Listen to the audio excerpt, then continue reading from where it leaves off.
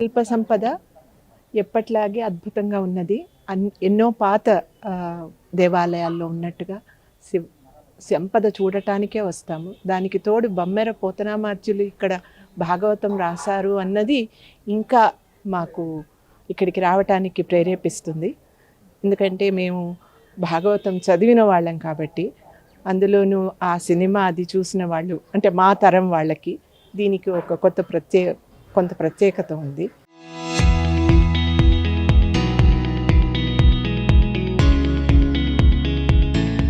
తర్వాత మేము 25వ పెళ్లి రోజున ఇక్కడికి వచ్చాము. అప్పుడు ఉన్న పరిస్థితికి ఇప్పటికి చాలా మెరుగైంది.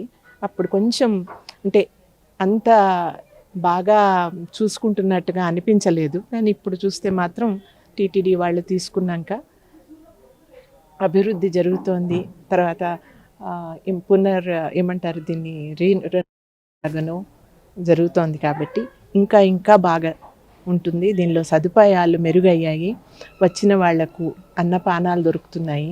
ఇది కూడా ఎంతో సంతోషించవలసిన విషయం. ఇది ఒంటిమిట్టలో మీకు కనిపించిన ఒకటి ఏదైనా అక్కడ కనిపిస్తుంది? అన్ని రామాలయాల్లో ఇక్కడ ఆంజనేయుల వారు లేకపోవటం అన్నది ఒక ప్రత్యేకత. అంటే అప్పటికి ఇంకా కలవలేదంటారు. రాముల వారికి సుగ్రీవునితో స్నేహం ఇంకా అవ్వలేదు కాబట్టి ఇక్కడ ఆంజనేయుల వారు లేకపోవటం ఒక విశేషం. ఎక్కడి నుంచి వచ్చారు? మేము అనంతపురం నుంచి వచ్చామండి. Come from London. సో ఈ ఒంటిమిట్ట చూడాలని చాలా ఏళ్ల నుంచి అక్క చాలాసార్లు వచ్చారు. సో చాలా బాగుంది ఇక్కడ అని చెప్పడం వలన ఈసారి ప్రత్యేకంగా చూడాలి అని మా అమ్మాయి ఈసారి ఫస్ట్ టైం వస్తుంది సౌత్లో. సో అందుకే ఇది కూడా చూపించాలి రామాలయం.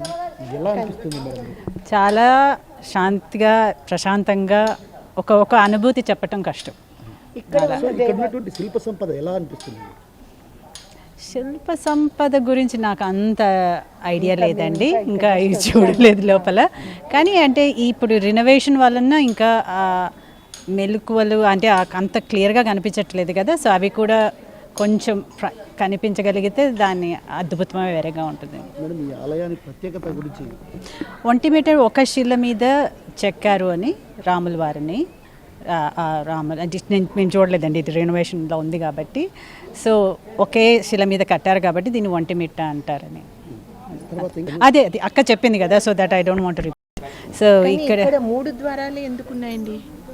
3 ద్వారాలే ఎందుకున్నాయి? 4 ద్వారాలు దక్షిణది ఓపెన్ చేయరు కదా, అదే చేయరు కదా. సో అదేను ఆంజనేయ స్వామి వారు ఇక్కడ లేరు, రామసీత లక్ష్మణులు మాత్రమే ఇక్కడ ఉంటారని. అదే ఎంతో సౌలభ్యం అండి. ఇక్కడికి వస్తే మిగతా దేవాలయంలాగా రద్దీ తోసుకోవటము అలా లేకుండా డైరెక్ట్గా వెళ్ళి దేవుణ్ణి చూసుకొని వచ్చినాం ఇంతకుముందు వచ్చినప్పుడు కూడాను. అందువల్ల మాకు ఇక్కడికి రావాలంటే చాలా ఇష్టం. అంటే పెద్ద క్యూస్ లేవు. సో ఒకరినొకరు తోసుకుంటూ దేవుడి మీద కాన్సన్ట్రేషన్ పోయి మిగతా వాళ్ళు ఏం చేస్తున్నారు అన్న దాని మీద కాకుండా దేవుడి మీద ఫోకస్ చేయగలరు. రూపాయల టికెట్లు అవి ఏమీ లేకుండా దేవుణ్ణి ఎంత సులభంగా చూపిస్తున్నారంటే 10,000 రూపాయల టికెట్లు, ఇంకా ఎంతో డబ్బుతో సంబంధించి దైవ దర్శనం లేదు ఇక్కడ. అందుకని ప్రతి సామాన్యుడు కూడా అంతే సులభంగా, నేనైనా వేరే వాళ్ళు ఎవరైనా సామాన్యుడైనా అంతే సులభంగా దేవుణ్ణి దర్శిస్తారు. ఇది మాత్రం ఇక్కడి ప్రత్యేకత అండి. అందుకే మేము ఎప్పుడో ఒకసారి తిరుపతికి వెళ్తాం, కానీ ఇక్కడ మాత్రం మాటికి వస్తాం. So how is this temple? It's beautiful. It's really nice. Like the architecture and the sculptures is really nice. ఓం నమో వెంకటేశాయ, ఓం నమో నారాయణాయ. శ్రీరామ జయ రామ, జయ జయ రామ. ముఖ్యంగా ఒంటిమిట్ట కోదండరామస్వామి దేవస్థానము అద్భుతమైన శిల్ప సంపద. స్టేట్ ఫెస్టివల్ ఏది ప్రకటించాలి అన్నప్పుడు రామతీర్థము వర్సెస్ ఒంటిమిట్ట మీద మంచి డిస్కస్ జరిగింది. ఆనాడు ఒంటిమిట్ట మీద సబ్మిట్ చేసిన మేధావులు అందరి యొక్క ఫలితమే ఈరోజు మన స్టేట్ ఫెస్టివల్ ఒంటిమిట్ట రామాలయం జరగడం. దాంట్లో భాగంగా ఒంటిమిట్ట రామాలయాన్ని అద్భుతంగా తిరుమల తిరుపతి దేవస్థానం వారు మరియు కేంద్ర పురావస్తు శాఖ వారు సమన్వయంలో పోతున్నారు, అద్భుతంగా తీర్చుతున్నారు. ఈ శిల్ప చాతుర్యాన్ని భావితలకు అందించాలని ఎంతో పట్టుదలతో కొనసాగుతున్నాయి ఇక్కడ పనులన్నీ విశేషంగా చెప్పవచ్చు. అదే కాకుండా కేంద్ర రాష్ట్ర ప్రభుత్వాలు కానీ ఒంటిమిట్ట రామాలయం మీద ప్రత్యేక శ్రద్ధతో ఒక మాస్టర్ ప్లాన్ లాగా పోవడానికి దోహదపడతాం మనం చూస్తున్నాము. వార్తాపత్రికల ద్వారా కానీ మీడియా ద్వారా కానీ చూస్తున్నాము, ఎలక్ట్రానిక్ మీడియా ద్వారా కానీ చూస్తున్నాము. అటువంటి ఒంటిమిట్ట రామాలయాన్ని నిజంగా సుదూర ప్రాంతం నుంచి ఒకసారి దర్శిస్తే చాలు మరీ రావాలనిపిస్తుంది అటువంటి క్షేత్రం ఒంటిమిట్ట రామాలయము. ఎందుకంటే ఇక్కడ ఒక అనుభూతి, ఏమిటి అనుభూతి అంటే హృదయ కవాటాలు తెరుచుకుంటాయి, మంచి సందేశాలు ఇస్తుంటారు, మనలో ఉండే మానసిక క్షోభ పటాపంచలైపోతుంది అన్నమాట. అటువంటి మంచి విషయాల ద్వారా మనలో ఒక స్టెబిలిటీ, ఆత్మస్థైర్యము, లైఫ్లో డిసెంబర్ కాకుండా ఒంటిమిట్ట రామాలయం అద్భుతంగా ఆ రాముల యొక్క ఒక పవర్ అనేది ప్రసరిస్తూ ఉంది అక్కడ. అందుకే చెప్పేవారు వినేవారికి కానీ ఆ భగవంతుని అనుగ్రహం కలుగుతూ ఉంటుంది.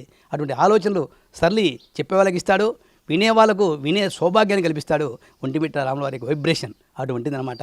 ఒంటిమిట్ట రామాలయము నిజంగా ఇంకా భావితరాలకు నభూతో నభవిష్యత్తులాగా అద్భుతంగా తీర్చిదిద్దబడడానికి మనకు సంకేతాలు కనబడుతున్నాయి. అది చెప్పవచ్చు మనము. ఈ విధంగా ఒంటిమిట్ట రామాలయాన్ని కేంద్ర ప్రవాసశాఖ వారు, తిరుమల దేవస్థానం వారైతేనేమి, రాష్ట్ర కేంద్ర ప్రభుత్వాలు కానీ ప్రత్యేక శ్రద్ధ వహించి మనకు మొన్ననే ఒక కమిటీకి అందరూ మేధావులంతా వాళ్ళ యొక్క విజ్ఞప్తులు ఇచ్చారు. అవన్నీ మనం పేపర్ ద్వారా చూస్తున్నాము. అన్నీ ఇంప్లిమెంట్ అయినప్పుడు నిజంగా ఒంటిమిట్ట ఏ స్థాయిలో ఉంటుందో మనం చెప్పడానికి కాకుండా మనం చూస్తేనే అర్థమవుతుందేమో ఆ విధంగా. ఎందుకంటే ఎత్తైన కొండలు చుట్టూ ప్రకృతి వాతావరణము, అదే కాకుండా తిరుమల దేవస్థానం వారు అద్భుతమైన వృక్షజాతులను పెంచారు. నక్షత్రవనము, రాశివనము, అశ్వని, భరణి, కృత్తిక, రోహిణి, మొగసిర, ఆరుద్ర, పునర్వసు, ఆశ్లేష, మక, పుబ్బ, ఉత్తర, హస్త, చిత్త అని 27 నక్షత్రాలు, 27 చెట్లు, 12 రాసులకు 12 చెట్లు వేసి దానికి తెలుగు నేము, బొటానికల్ నేము, సైన్స్ నేమేమో, ఆయుర్వేదులు దేనికి ఉపయోగపడుతున్నాయి కానీ ఒక కార్యక్రమంలో ఉన్నారు. ఈ విధంగా తిరుమల దేవస్థానం ఆధ్వర్యంలో ఒంటిమిట్ట పర్యావరణాన్ని కాపాడుకొనుచు భక్తులకు వసతి సౌకర్యాలు కల్పిస్తూ తర్వాత భావితరాలకు ఈ దేవాలయాన్ని ఏ విధంగా అనేది ఎటువంటి యొక్క మార్పులు చేయకుండా సనాతన సాంప్రదాయాన్ని కొనసాగిస్తూ భారతీయ కేంద్ర పురావస్తు శాఖ యొక్క నిబంధనల మేరకు దేవాలయాన్ని అపూర్వంగా ఎటువంటి రంగులు పెయింట్లు లేకుండా సహజసిద్ధంగా, ఎందుకంటే మన మనవడు మునిమనవడు కానీ అద్భుతంగా ఉంది రామాలయం ఒంటిమిట్ట అనేది ఒక ప్రగతి విధంగా అది చేస్తున్నారు. ఈ విధంగా ఆ ప్రభుత్వం వారికి, తిరుమల దేవస్థానం వారికి అందరికీ ధన్యవాదాలు చెప్పుకుంటూ ఓం నమో నారాయణాయ, ఓం నమో భగవతే వాసుదేవాయ. ముఖ్యంగా ఇక్కడ కళ్యాణం జరగడం ఒక విశేషం ఏమిటంటే గర్భోత్సవాలు అంటారు భద్రాచలంలో. అంటే ఉగాది నుంచి ప్రారంభమవుతాయి, నవమిది కళ్యాణంతో ముగిస్తాయి. ఇక్కడ జన్మోత్సవాలని నవమి రోజు శ్రీరాముడు జన్మిస్తాను మధ్యాహ్నము, అప్పటి నుంచి మనం ఉత్సవాలు ప్రారంభిస్తాము. చతుర్దశి రాత్రి ఇక్కడ కళ్యాణం జరుగుతుందన్నమాట. దానికి మనకు గ్రామీణ వాతావరణంలో ఇక్కడ ప్రజలు కానీ అనాదిగా చెప్తున్న విశేషం ఏంటంటే అది ఇక్కడ సీతాదేవిది చంద్రవంశమని, చంద్రుడు ప్రతీక అని, ఆ చంద్రుడి సమక్షంలో వెన్నెల రాత్రుల్లో జరగడం అనేది ఒక ప్రతీక చెప్తుంటారు. అదే కాకుండా ఆ కళ్యాణాన్ని ఈ యొక్క మనసుకు ప్రతీక చంద్రుడు కాబట్టి దదీశంక తుషారాపం క్షీరాన్నవ సముద్భవం నమామి శేషం సోమం శంభురు గుడ్డభూషణం అని సూర్యుడికి ప్రతీక శ్రీరాముల వారు వరుడు అనమాట. అందుకే ఆదిదేవ నమస్తుభ్యం ప్రసీద మమభాస్కరం దివాకర నమస్తుభ్యం ప్రభాకర నమస్తుని ఆ కళ్యాణి తిలకించడం ద్వారా శారీరక ఆరోగ్యము, మానసిక ఆరోగ్యము రెండూ అనుకూడతాయని. అందుకోటి చూస్తే ఒంటిమిట్ట కళ్యాణం చూడాలంటారు పెద్దలు అంటుంటారు అనాదిగా. తిరుమల లడ్డు తింటే తిరుమల లడ్డు తినాలి, చూస్తే ఒంటిమిట్ట కళ్యాణం తిరిగించాలని అనాదిగా ఒక సాంప్రదాయము పెద్దల నుంచి మనం వింటున్నాము.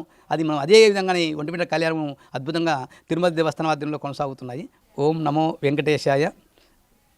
మనము ఎక్కడైనా క్షేత్రాలు దర్శించినప్పుడు ఎత్ర ఎత్ర రఘునాథ కీర్తనం తత్ర తత్ర కృత మస్తకాంజనం బాష్పవారి పరిపూర్ణలోచం మారుతి నవతరాక్షం అని ఇక్కడ రాముడు ఒక ఆంజనేయస్వామి ఉంటాడని మనం వింటుంటాము.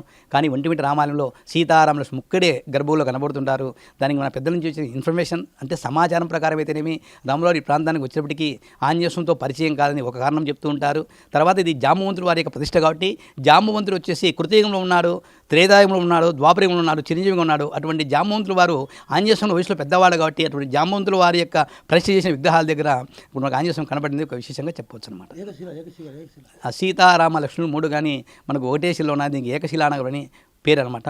ఏకశిలానము ఒంటిమిట్ట రామాలయం మళ్ళీ మార్పు చెందింది. ఇద్దరు దొంగలు కట్టే కారణంగా ఒంటోడు మీటోడు ఒంటిమిట్ట అని మనం జానపదుల కథ ద్వారా తెలుస్తూ ఉందన్నమాట. ఓం నమో నారాయణ.